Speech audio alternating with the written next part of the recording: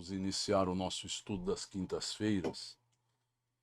Vamos fechar os nossos olhos, elevando o nosso pensamento até Deus, nosso Pai, rogando a Jesus, o nosso amigo e mestre, que possam em teu nome, Senhor Jesus, amigos bondosos da espiritualidade, estarem conosco, amparando-nos. Rogamos a proteção da Dona Emília Santos, do tio Rolandinho, da tia Bebé, do meu pai, da Dona Irma Ragazzi Martins, da Dona Benedita Fernandes e de tantos outros espíritos que nos amparam.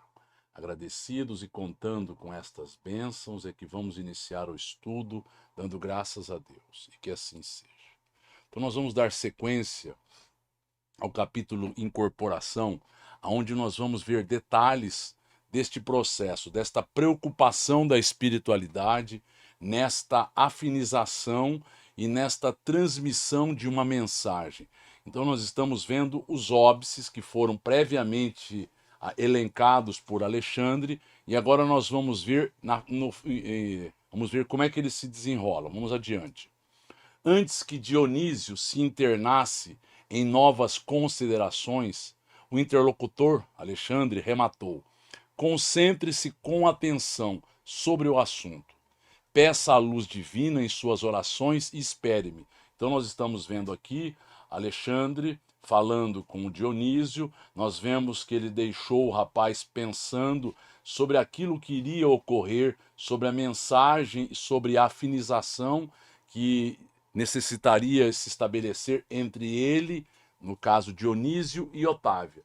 Então ele deixou e pediu que ele fizesse uma prece, orando para que ele fosse envolvido nas melhores proposições.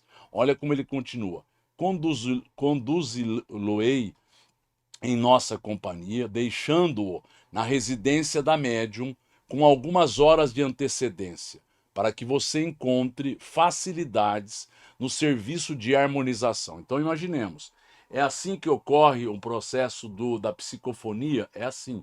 É assim que eles trazem espíritos necessitados e às vezes eles fazem com antecedência, alguns dias antes, no caso aqui algumas horas serão necessárias, mas outros, esta afinização já se estabeleceu no núcleo familiar dessa pessoa, no local de trabalho, para que ela esteja preparada, e muitas vezes na noite que antecede, para que não ocorram intercorrências, não ocorram problemas nesta manifestação que se estabelecerá numa reunião junto a espíritos que necessitam serem orientados. Não é o caso de Dionísio, que será aquele que trará a sua palavra, trará as suas informações. Vamos ouvir perguntas.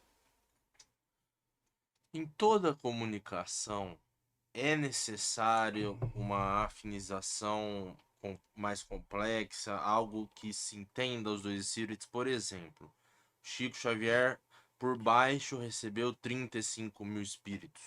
Como que faz? Em todos houve a afinização, em todos houve essa troca de energias? Em todos ocorreram estas trocas. Veja bem, existem médiums que têm um leque de opções, ele é mais versátil. E sendo mais versátil, ele consegue ir de A a Z. Não é o caso de um médium comum, primeira coisa. Segunda coisa, ele faz pelo adestramento que ele tinha com a mediunidade, ele faz isso quase que de forma instantânea. O que ocorre no processo de um espírito necessitado? Ocorre que o médium vai sentindo as vibrações e, consequentemente, o médium abaixa a sua frequência de um espírito necessitado, abaixa sentindo dores. Então, o que está ocorrendo? Está ocorrendo uma assimilação de fluidos, está ocorrendo a partir destes fluidos uma sensação para que o médium tenha a noção da veracidade do processo. E a partir destas sensações que são provenientes da entidade, o médium vai entrando em contato com as proposições deste espírito. Então, aquele que não sente nenhuma repercussão, nenhuma sensação, é porque não houve uma exteriorização, não houve a captação e não existe esta mediunidade ostensiva. Então, mediunidade ostensiva junto a espíritos necessitados faz-se necessário que o médium adentre horas, momentos antes, neste contato, neste convívio, para que ele sinta aquilo que está ocorrendo a nível de repercussões, a nível de sensações, a nível de mentalizações, a nível de problemas. Então, é desta ordem que vai ocorrendo esta afinização. Mas continuemos. Então, este é o grande problema do processo mediúnico. Não dá para que seja feito de improviso. Eles fazem todo um preparo. Daí a importância de termos um grupo que está assíduo, um grupo que esteja agora estudando, um grupo que esteja agora em sintonia com o bem, com proposições superiores, para que estejamos alicerçados e respaldados pela espiritualidade superior. Mas vamos adiante. Despedimos-nos em seguida, registrando efusivos agradecimentos do interlocutor. Então, no caso de Dionísio, ele estava agradecido, pois ele teria esta possibilidade, o que não seria fácil, porque ele tinha naturalmente junto àquele grupo uma objeção. O grupo era incrédulo, o grupo era de estudiosos frios que não tinham uma maturação espiritual tão necessária ao entendimento, porque nós vimos e falamos que este processo é fundamental. Aquilo que é trazido é só 7% da mensagem. 93% são de outras coisas. 38% é a voz, a entonação, ou é aquilo que está escrito, a forma pela qual está escrito. E os outros 55%, o que são mesmo, são manifestações que a gente não vê de forma verbal, não vê pelas palavras, vê e sente de uma forma de energia, de uma postura, sente, por exemplo, com uma entonação que é dada na escrita e assim por diante. Então, nós estamos diante de situações que não são tão simples serem avaliadas. Então, vamos adiante. Olha o que ele está colocando. O caso interessava-me. Por isso mesmo, roguei a permissão de Alexandre para acompanhá-lo de mais perto. Ou seja, ele queria entender o que estaria, o que ocorreria, porque a gente tem que ter essa noção. O trabalho que a espiritualidade tem para que ocorra uma manifestação de espíritos necessitados para serem ajudados, espíritos necessitados que farão com que o médium repare erros do passado, espíritos necessitados que farão com que o médium possa ser burilado aos poucos, possa se desempenhando bem, ele vá tendo maiores percepções, estando se qualificando. Né? Estando se qualificando para ter espíritos bons ao seu lado, pelo trabalho, pelo burilamento que foi estabelecido, e ele vai crescendo em todos os sentidos. A mediunidade ela tem etapas até chegar a uma maturação, então até chegar a um medianato, algo que é uma missão. Isso é para poucos, mas isso começou nos primeiros momentos em que o médium vai se adestrando, vai tendo uma segurança mediúnica, vai tendo uma melhoria no seu cabedal de captação, de assimilação de ondas, de frequências, de pensamentos, até chegar a esta mediunidade um dia como de Chico Xavier, que tinha capacidade de receber várias situações, em várias línguas, em vários temas, com vários enfoques, de várias maneiras, para que nós tivéssemos romances, tivéssemos estudos, tivéssemos agora ensaios, tivéssemos agora situações das mais diversas condições. Mas vamos lá. Autorizado a fazê-lo, seguiu o instrutor que se dirigiu no dia seguinte à instituição a que Dionísio se recolhera, amparando-o convenientemente para a visita projetada. Então, estamos entendendo, Dionísio já não estava recuperado plenamente, Dionísio não havia saído do asilo, do pronto-socorro espiritual onde ele se encontrava, então houve necessidade de Alexandre dar toda a ajuda para que esta manifestação pudesse vir a ocorrer e será contento. Então foi todo um preparo, mas vamos adiante. Com a gentileza de sempre, Alexandre guiou-nos até a moradia da médium Otávia. Nós estamos vendo aqui, porque era isso, ele era um enfermo. Eles volitaram, André Luiz e Alexandre, e levaram a este rapaz nesta situação. Podia ser meios de transporte, podia ser várias coisas, mas ele está nos colocando. Alexandre guiou a eles até a moradia da médium Otávia, onde Euclides, o benevolente amigo da véspera, nos aguardava, cheio de atenções. Então nós estamos diante de uma casa singela, estamos diante de uma situação muito simples, mas precisa ter um respaldo, precisa ter esta sintonia, esta harmonização, precisa ocorrer tudo isto antecipadamente para que a comunicação se estabeleça adiante, de uma forma quase que natural, porque não é simples vencer esta diferença de vibrações. Ele agora, então, o que acontece? Ele é um pouco mais elevado que ela. Em que sentido? Ele é um pouco mais elevado no âmbito intelectual. No âmbito moral, talvez não seja. Talvez mesmo ele tendo desencarnado, eles estejam no mesmo patamar. Então é por aí que eles vão se harmonizar mais facilmente. No âmbito intelectual, é aquilo que ela possibilita. Então vejamos, eu desencarnado, eu terei uma vibração maior daquela que eu possuía. Ela já teria a mais do que ele, a nível de comportamento, a nível de provações que estava levando de forma serena adiante. Então ela teria os seus méritos.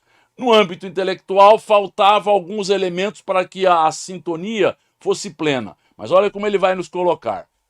O prestimoso mentor despediu-se com a delicadeza extrema e, deixando-me em companhia dos novos colegas, acrescentou: a reunião dos companheiros encarnados terá início às 20 horas. Todavia, entre 18 e 19 horas, estarei aqui de regresso. Então, por 2 horas, 2 a 3 horas, eles teriam condições de estabelecer esta afinização. Veja bem, ela estaria preparando o jantar, ela terá o óbice da presença, da chegada do marido ao derredor de 18 horas, truncando esta afinização que fora feita previamente, mas eles, sabendo de tudo isso, eles fizeram com que ela pudesse estar sintonizada. Nós vamos ver aqui as dificuldades que são para vencer um problema que estava estabelecido neste lar. Vamos adiante. E fixando-me, concluiu bondosamente: aproveite a aproximação de Euclides, meu caro André. Um bom trabalhador tem sempre proveitosas lições a ensinar. Euclides já era alguém que participava deste grupo, já tinha maior destreza, uma maior conhecimento do fato, então que ali aproveitasse. Euclides, sorrindo, agradeceu, comovido, e conduziu-nos ao interior doméstico, enquanto Alexandre se afastava noutra direção. Então nós estamos vendo que foi feito todo um delineamento. O que aconteceu? Nós estamos falando de 16 horas. André Luiz estaria trabalhando. Pediu algo para que uma folga para que ele pudesse estar prestando um auxílio. Isto é um trabalho que é computado, mas precisa ter toda uma conversação. Trabalha toda a ocupação útil. E aí ele está tendo um trabalho, está tendo uma ocupação útil, mas ele teria uma atividade no plano espiritual. Ele não é alguém que faria isso comumente. Como nós vimos, ele faria nas horas noturnas. Então tem toda uma preparação, toda agora um adestramento, toda alguém que vai agora cumprir ou vai ficar na folga de André Luiz. Mas vamos adiante. Detivemos-nos em humilde aposento. Nesta parte da casa, explicou-nos o guia acolhedor, nossa irmã Otávia costuma fazer meditações e preces. Então é o lugar que comumente ela vai, se recolhe para fazer estas preces. Muitas vezes a pessoa tendo uma balbúrdia, tendo problemas, ela faz no banheiro. Outras vezes ela faz em locais muito singelos, muito recolhidos, para que ela possa ter esta criação de um ambiente propício para que ela se equilibre, para que ela mantenha esta frequência. A atmosfera reinante aqui é por isto, confortadora, leve e balsâmica. Então nós estamos entendendo que é importante de nós fazermos, por exemplo, o culto do Evangelho no lar, nos mesmos lugares. nós termos hábitos nas nossas refeições, antes de dormirmos, termos hábitos de prece em vários locais em que nós nos encontramos, hábitos de estudo, porque aquilo vai criando um modus operandi, vai criando uma vibração que, se repetindo, aquilo fica quase que estabelecido ali. Imaginemos que nós estamos diante, por exemplo, de um médium de psicometria. Ele vai captar que naquele local pessoas oravam. Ele vai captar que naquele local, por exemplo, pessoas faziam isto, aquilo e aquilo outro. Então, é perceptível para a espiritualidade que o ambiente ali era tranquilo. O ambiente era de prece, o ambiente era agora envolvido por estas energias superiores. Estejam à vontade. Em vista de ser hoje um dos dias consagrados ao serviço mediúnico, terminará ela os trabalhos da refeição da tarde mais cedo. Então ela se incumbia do trabalho de toda a casa, uma casa singela, ela era aquela mulher que estava sempre tendo as atividades em relação aos filhos, em relação à alimentação, à limpeza e assim por diante. Mas ela iria se recolher um pouco mais cedo para se preparar. Olha que interessante. A fim de orar e preparar-se. Então ela tinha hábitos. Então o que é educar? O que é educação? É criação de hábitos bons. Então a pessoa educada, ela gerou em si hábitos. Ela se disciplinou e estes hábitos são bons. Então não são viciações, são hábitos salutares que faz com que a alma fique educada e tenha como se uma segunda natureza sendo criada dentro dela. Isso facilita o processo. Quando a gente não faz aquilo comumente, é como se estivesse faltando alguma coisa. Então é importante nós lermos, nós orarmos, nós conversarmos de forma elevada, nós termos hábitos adquiridos no sentido de nos preservarmos de situações negativas. Por isto, nós nos magnetizamos, os ambientes. Consultei o mostruário do grande relógio de parede, não longe de nós, que marcava precisamente 16 horas. E manifestei o desejo de ver a nossa irmã, que atuaria naquela noite, como intermediária entre os dois planos. Então, ele desejou, no caso André Luiz, ver a situação em que ela estaria, como é que ela se comportaria naquele momento. Tudo limpeza, ordem e harmonia doméstica. Então nós estamos entendendo que era uma mulher disciplinada, que tinha hábitos salutares, que tinha efetivamente uma leveza, uma espiritualização. Notei-a, porém, algo pálida, abatida. Então ele já começa a ter percepções que nós vimos, por exemplo, no livro Os Mensageiros, que foram amplificadas. Então ele está vendo o estado de ânimo, ele está vendo que tudo é limpeza. Aquela casa era, de alguma forma, vibratoriamente coordenada e comandada por ela. Ponto. Ponto. Ela tinha o convívio de um marido bulhão, barulhento, desordeiro, problemático, envolvido por uma série de proposições infelizes. Ele iria dar conta do que ele agora se responsabilizaria. Aquilo que ele traria para o lar. Qual eram as mentalizações? Quais eram as suas proposições? Quais eram os seus objetivos? Então, vamos entender. Ela está pálida e abatida. Ouvindo-me a inquirição discreta, o companheiro informou: Otávia é uma excelente colaboradora de nosso serviço espiritual. Olha o que ele está nos colocando. Ela é alguém que se compromete, alguém que entendeu, alguém que sabe da importância disso. Então, quando a gente trocou a mediunidade por problemas que viriam a ocorrer conosco, nós só iremos levar a bom termo esta mediunidade se ela for despojada, desinteressada e for feita com assiduidade e inteiro envolvimento. A responsabilidade tem que ser plena do médium. Por quê? Porque ele trocou problemas que ele poderia ter para vir e trabalhar na mediunidade, auxiliando pessoas. Agora se disciplinando, se reorientando para outros padrões. Então olha lá o que está colocado. Ela é uma excelente colaboradora, porque se responsabiliza e eles podem contar com ela. Podem contar, apesar de problemas outros que nós vamos ver aqui. Vocês podem contar, vocês passam, no caso a espiritualidade, passa a contar com aquela médium, com aquela criatura, pois você sabe que ela é assídua, disciplinada, ela virá, apesar disto, apesar daquilo, a pessoa nem sabe o que ocorre na vida dela. As pessoas estão tão egoisticamente fechadas sobre si mesmas que não sabem, olha o que ele vai falar. Mas, pela força das provas necessárias à redenção, então ela tem um casamento de provas necessárias à sua redenção. Provas estas que foram adredemente estabelecidas e programadas na espiritualidade para que ela reparasse problemas de outrora. Então veja bem, ela está submetida a um casamento de prova. Olha o que ela continua. Permanece unida a um homem ignorante e quase cruel. Não existe o acaso. Ponto.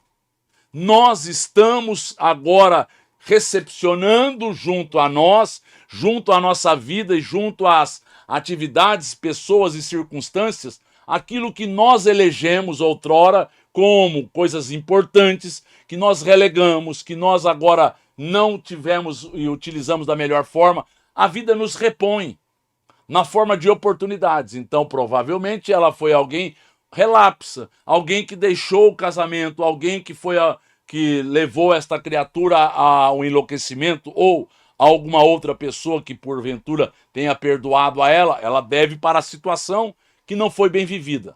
Então ela está junto a um homem ignorante e quase cruel. Enquanto o companheiro brutal está ausente, André Luiz não coloca palavras a isso, brutal. Então era um homem maldoso, era um homem violento, era um homem quase cruel, ignorante. Então veja bem, uma mulher sensível, uma mulher que já entendeu, está agora necessitando deste contato. Uma prova difícil, mas que ela estava sendo testada e ele vai mostrar as situações. Olha lá, enquanto ele está ausente, nas horas do ganha-pão, a casa é tranquila e feliz, porquanto a nossa amiga não oferece hospedagem a entidades perturbadoras da sombra. Não merece, não, ela não faz, ela não recepciona. Então veja lá o que a vida nos coloca. A vida nos coloca situações, em geral, diametralmente opostas àquilo que estamos vivendo. Ela promoveu tudo isto. Ela fez com que isso agora fosse reposicionado junto a ela, apesar dela estar exercendo a mediunidade. Olha lá. Todavia, quando o infeliz Leonardo penetra neste pequeno domínio, a situação se modifica, porque o pobre esposo é um legítimo canteiro espinhoso. É um homem cheio de deselegância, um homem crivado de situações mal engendradas, mal vividas, mal postas. É isto que ela fez por merecer. E ela precisa viver, suplantar, dar conta, mostrar a sua grandeza. E alguém pode me perguntar, mas ela, nós vamos ver até onde chegou isso. Ela poderia, por ter chegado a vias de fato, não mais querer, ela tem todo o direito. Ela tem todo o direito. Só que a gente precisa compreender que as situações não ocorrem ao acaso. Eu que coloco o limite. Muito bem. Eu aprendi outras coisas. Eu não posso agora me coadunar com situações doentias. Eu não preciso. Muito bem. Mas não é ao acaso que isso está ocorrendo. A pessoa precisa se respeitar, ter autoestima, colocar o limite, mas as situações estão aí postas, não por acaso. Olha como ele continua. No jardim deste lar. Então ele é um canteiro espinhoso no jardim deste lar. Não fosse a presença dele, era uma casa que tinha flores, tinha perfume, tinha fragrâncias elevadas, belas. Faz-se acompanhar de perigosos elementos das zonas mais baixas. Então nós estamos entendendo a prova em que ela está submetida. Não conseguiu ele, vai perguntar André Luiz, identificar-se com a missão espiritualizante da esposa? Perguntei com interesse. Então ele não está entendendo Porque a pessoa está tão materializada, está tão afeita às coisas bárbaras, às coisas materializadas, às coisas baixas, às coisas pueris da vida, que ele não tem percepção, não tem sensibilidade. Ele mesmo que se intoxica. Quando a pessoa perde esta sensibilidade ou nunca teve, e vendo, ela pode se sensibilizar, mas ela vai se intoxicando. Ela vai agora se enrodilhando, ela vai agora adentrando a um labirinto, e quando ela menos enxerga, menos percebe, ela está totalmente dominada por esses aguilhões, por esses tentáculos, que ela imaginou fossem os melhores. Isso é um ledo engano, mas esta é a percepção. Olha como ela continua. Não, de modo algum, explicou Euclides, sem titubear. Ele não se sensibilizou. Não é novo para a compreensão elevada. Então, isso que nós temos que entender. Ele é um espírito já velho.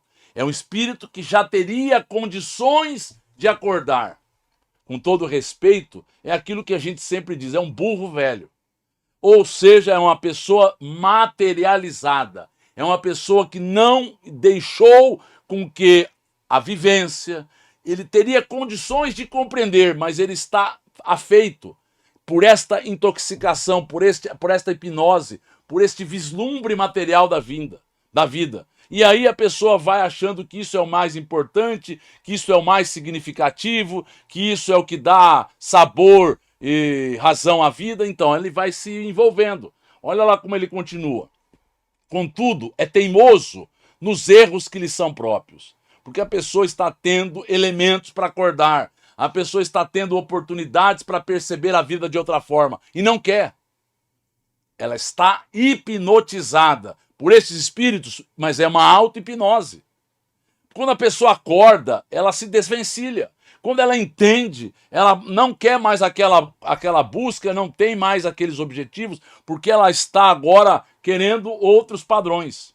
Permite que a consorte nos ajude em vista da insistência de parentes consanguíneos dele.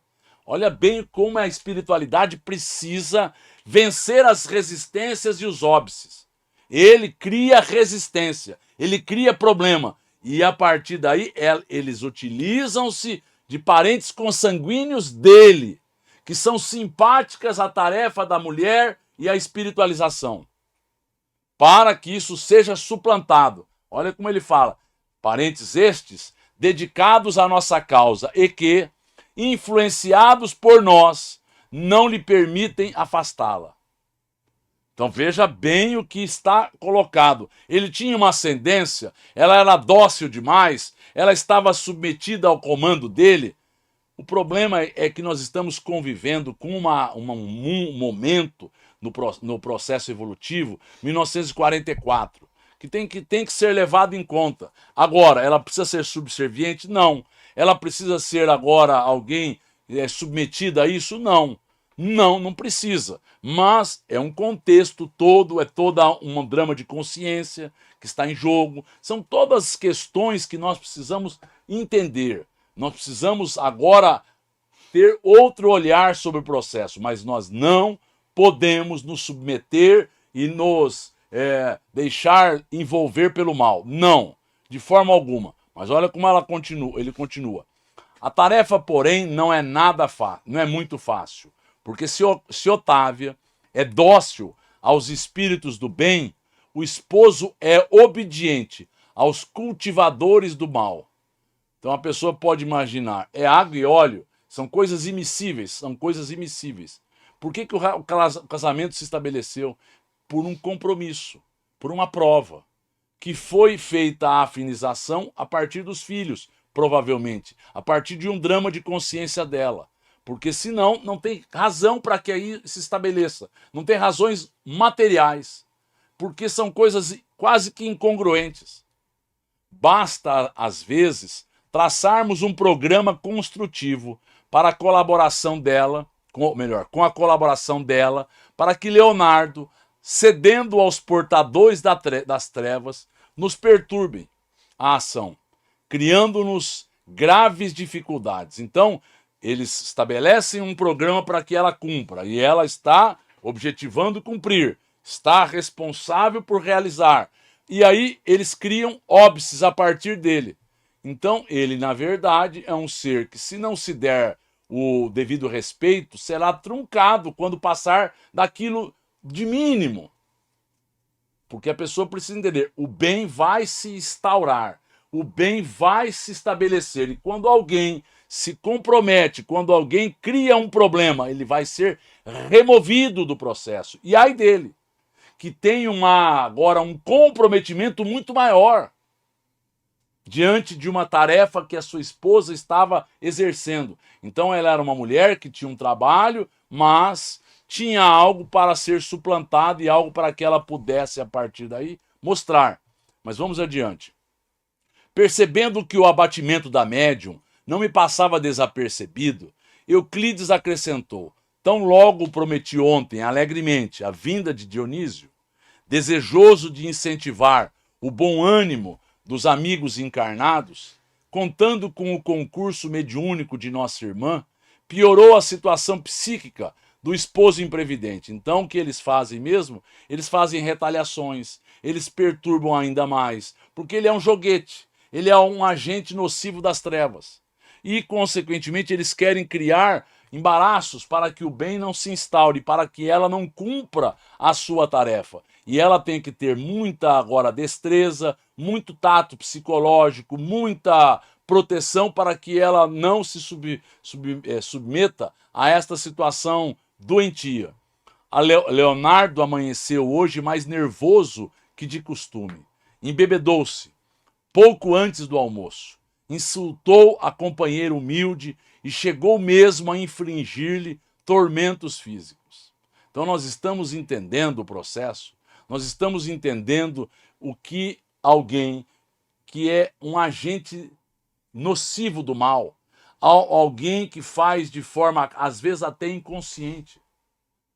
Então, o que está acontecendo? Ele fica num estado alterado, e nesse estado alterado ele manifesta a sua natureza verdadeira.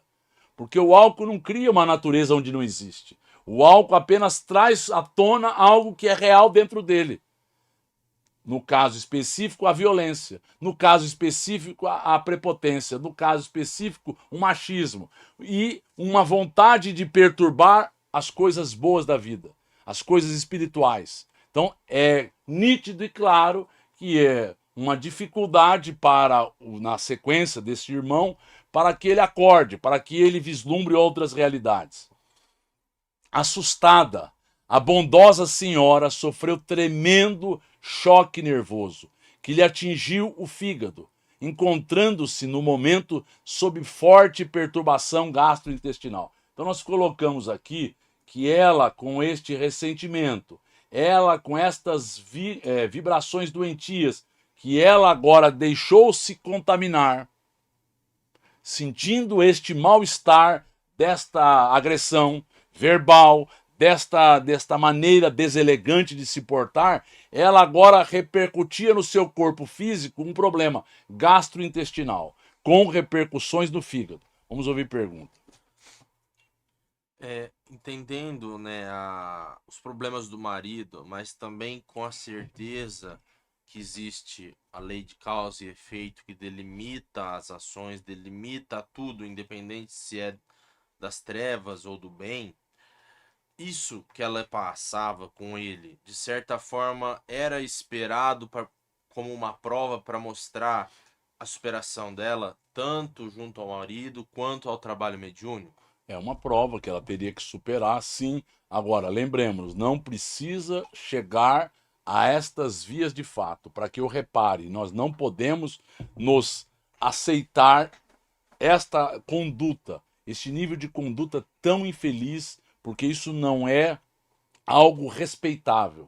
Isso não é algo minimamente suportável por um ser humano civilizado. Então a gente precisa colocar limites no processo. Nós não podemos imaginar que por conta de um trabalho eu possa e deva me submeter a isto, aquilo e aquilo outro. Eu tenho que colocar o mínimo. Eu tenho que colocar respeitabilidade. Eu tenho que colocar coisas razoáveis. Ponto. Não era por acaso, não era por acaso. Era esperado, era esperado. Ele é um ser que ela tem um vínculo, um comprometimento, uma situação em que ela foi a causadora deste enlouquecimento dele. Mas ele ficou parado no tempo. E ela agora arrependeu-se, progrediu e tem agora outros saltos evolutivos. No entanto, ela pode estar tentando ajudá-lo. Muito bem. Não conseguindo. Ela fez a sua parte. É responsabilidade dele agora passar pelas provas e dificuldades que ele está promovendo, não apenas a ela, a vida. Por isso, a alimentação dela foi muito deficiente durante o dia e não tem podido manter a harmonia precisa da mente para atender. Então, veja bem, a alimentação dela foi deficiente, faltava nutrientes para que ela pudesse ter harmonia. Ela estava abalada emocionalmente, ela estava com falta de nutrientes físicos, ela estava agora com deficiências de várias formas, para que ela tivesse harmonia precisa mentalmente, para que ela atendesse a uma tarefa que era uma tarefa digna, uma tarefa que ela poderia contribuir com exatidão aos nossos propósitos. Então, o que eles vão fazer? Olha o que ele vai falar. Já trouxe diversos recursos de assistência, inclusive a cooperação magnética de competentes enfermeiros espirituais. Então ele trouxe, Euclides, esses enfermeiros para tentar restabelecer a sua aura, restabelecer o seu tônus vibratório, restabelecer a sua harmonia fisiológica, porque é importante que a gente entenda, vieram, ele não poderia fazer, mas existem pessoas que estão para isto. Pessoas que trabalham, se esmeram para isto. Competentes enfermeiros espirituais. O que eles têm a mais do que uma pessoa, no caso Euclides? Eles têm o magnetismo? Claro, eles foram adestrando este magnetismo. Eles foram agora se sensibilizando com as vibrações, para que eles retirem as vibrações nocivas, doentias, e coloquem agora energias boas e uma magnetização muito mais favorável. Então eles trouxeram isso para levantar-lhe o padrão das energias necessárias. Então ele se preocupou. Estamos vendo o que é feito pela espiritualidade superior para uma comunicação aparentemente sem maiores resultados. Vamos lá. E só por isso é que a pobrezinha ainda não tombou a camada. Por isso é que ela está ainda fazendo o seu trabalho, mentalizando, tentando ser a melhor pessoa que ela poderá ser nesse instante. Por isso que ela não tombou. Então ele tomou de todas as precauções, tomou todas as providências para que ela mantivesse um certo equilíbrio e cumprisse a sua tarefa. Embora se encontre bastante enfraquecida, apesar de todos os socorros. Então nós estamos entendendo como trabalha a espiritualidade. Esta médium vai chegar na reunião e vai ser peremptoriamente julgada. Eles sabem o que ela passou? Não sabem, não. Eles não conhecem a vida dela. Pessoas, esse tipo de gente está fechada sobre si mesmo. É egoísta, vaidoso, orgulhoso, só olha a si. Não está entendendo que por trás daquela situação existe uma criatura com problemas, com carências, com dificuldades, com outras situações que podem ser vistas, analisadas e orientadas. A pessoa está pouco se importando. Eles querem ver o que está ocorrendo, o fenômeno em si. Então, quando a pessoa só olha isso, ela não olhou, além de tudo, não olhou nada. Não sabe que por trás desta criatura, dessa médium, é um ser humano. Então eles não sabem de nada que ocorre ali. Não sabem o trabalho que a espiritualidade tem para vencer estas resistências. Mas vamos adiante. Algo desapontado, Euclides considerou após curto silêncio. Como sabe, a harmonia não é a realização que se improvise. E se nós, os desencarnados devotados ao bem, estamos em luta frequente pela nossa iluminação íntima, os médiuns são criaturas humanas, suscetíveis às vicissitudes e aos desequilíbrios da esfera carnal. Então, o que nós trouxemos aqui? Nós trouxemos a seguinte situação. As emoções que nos atingem. A pessoa agora tem uma emoção da raiva, afeta o coração dela, uma sobrecarga para o coração, agora ela tem todo o sistema circulatório podendo ter uma hipertensão, um ataque cardíaco. Nós temos a mágoa, pode afetar os seios, os pulmões, fazendo com que essa pessoa agora fique sufocada. Então nós trouxemos o medo, atingindo o estômago, as preocupações atingindo o intestino, enfim, a tristeza, o cérebro, a culpa, o ressentimento. Então estas emoções faz parte do nosso dicionário do dia a dia. E a gente precisa se olhar para se manter um pouco mais indene, um pouco mais assim, envolvido por boas proposições, por boas vibrações, para suplantarmos as emoções, não ficarmos tão sujeitos a elas.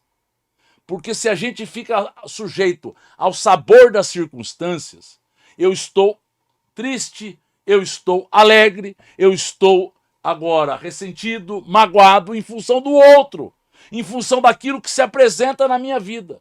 Enquanto eu não mantiver agora um tônus vibratório, emocional, para que eu desenvolva os sentimentos e seja mais compreensivo com as pessoas, eu estarei me sujeitando a reagir.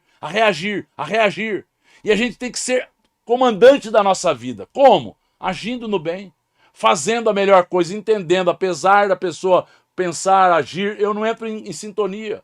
Eu não posso entrar em sintonia com o mal. Eu não posso fazer com que ele agora me desequilibre.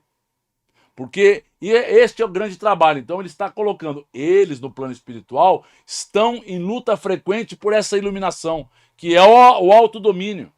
E o médium está suscetível a isso, aos problemas, aos desequilíbrios.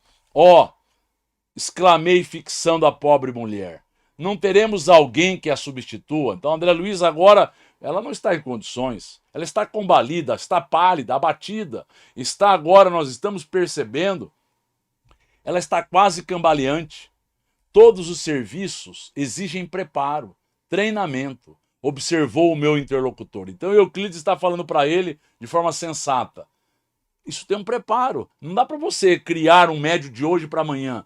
Ele é o melhor instrumento que existe naquela casa. Ela se adestra, apesar das dificuldades, ela tem um poder de superação e com a proteção que recebe, para que ela leve a bom termo a sua atividade. Apesar de todas as situações contrárias que são colocadas. E não poderemos trazer alguém que faça as vezes de Otávia de um instante para o outro. Não dá. Não dá. A gente não cria médiums. Médium é toda um processo de amaturação, como nós dissemos. Então o médium vai estudando, o médium vai se desvencilhando de energias negativas, o médium vai tendo um equilíbrio, o médium vai a partir daí sabendo como conviver com aquilo, o médium vai se disciplinando, o médium vai tendo novos elementos mentais e vai tendo novos comportamentos na sua vida diária, até que a maturidade mediúnica se instaure.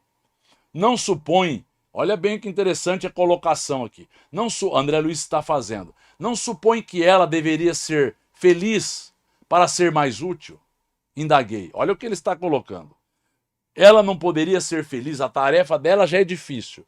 Ela não poderia ser mais feliz ou ter uma vida mais tranquila, com não tantos problemas? Olha o que ele vai colocar, que a gente tem que saber fazer essa reflexão. Quem sabe? Respondeu Euclides com intenção. Quem sabe? A mediunidade ativa e missionária não é incompatível com o bem-estar. Ela não é incompatível. Eu posso ter o bem-estar, eu posso ter uma vida, diríamos assim, mais ou menos equilibrada, a nível financeiro, a nível emocional, a nível de relações, eu até posso.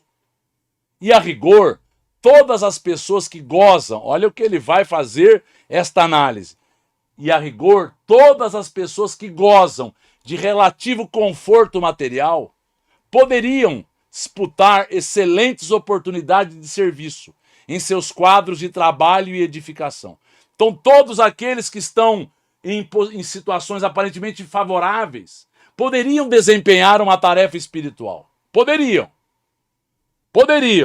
Entretanto, as almas encarnadas, quando favorecidas pela tranquilidade natural da existência física, se mantêm numa região de serviço comum que lhes é própria, às necessidades individuais, ou seja, Eu tenho muitas ocupações. Eu tenho muitas coisas importantes por serem agora solucionadas. Eu não tenho tempo para as coisas do Espírito.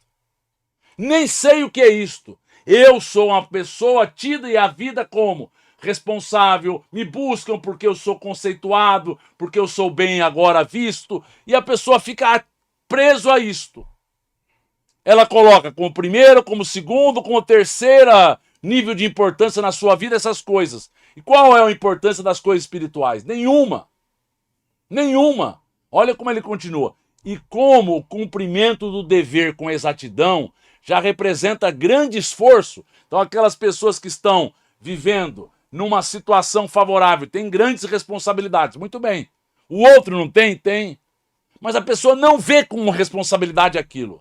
E ele vê isso como algo tão importante que ele vai desempenhar e verificar e viver aquilo com grande esforço. Raramente ultrapassam a fronteira das obrigações legítimas. Ou seja, aquilo que a vida material está pedindo deles. No setor do trabalho, no setor das atividades, no setor agora das responsabilidades relacionadas ao trabalho. Porque eles não priorizam, porque eles não veem, porque eles se acham pessoas agora que têm uma reputação a ser agora mantida e assim por diante. Com todo respeito. Então ele está fazendo para que André Luiz entenda, Euclides, as pessoas que teriam estas facilidades e que vieram para realizar alguma coisa espiritualmente, o que estão fazendo mesmo? Só levando a vida material, só se relacionando com isto. E acham que estão desempenhando a sua tarefa. Olha o que ele está falando. Que não ultrapassam o setor das obrigações legítimas em busca do campo divino da renunciação. A gente não entendeu. A gente só é qualificado espiritualmente, porque somos um espírito. Quando a gente renuncia, quando a gente se sacrifica, quando a gente agora não prioriza as coisas materiais. Se a gente não entender isto, a gente estará fazendo quando der, ou quando ficar velho, ou quando se aposentar, ou quando estiver prestes a deixar o cenário material. Porque a pessoa não valorizou, não se empenhou para isto. A luta intensiva, porém, dilata as aspirações íntimas.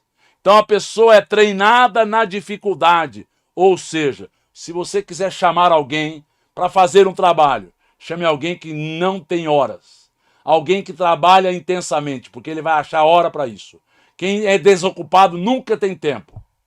Nunca tem tempo. Porque ele está afeito à preguiça e à ociosidade.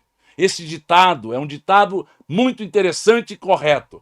Só vamos chamar pessoas que trabalham, pessoas que de forma frequente estão envolvidas, porque eles acharão tempo com a disciplina que os caracteriza. O ocioso não tem disciplina, portanto não tem tempo. Vamos ouvir perguntas. Diante dessas afirmações dos espíritos, é possível entender que quase raramente espírito evoluído de verdade escolhe a riqueza como posição social na reencarnação? Mas para dizer que é a exceção da exceção aqueles que escolhem facilidades em todos os setores da vida. Eles querem se ombrear com o sofrimento, com o problema e com a dificuldade. Eles querem viver para mostrar que é possível a superação. Então, quando as pessoas me perguntam por que Chico Xavier teve tantos problemas, porque ele dizia que seria muito deselegante da parte dele falar e não sofrer as injunções das dificuldades. Um espírito maduro não quer facilidades porque entendeu que as coisas materiais não geram nada nele. Não geram nenhum vislumbre, nenhum deslumbramento, nada. As coisas materiais são apenas e tão somente para nós nos utilizarmos dela.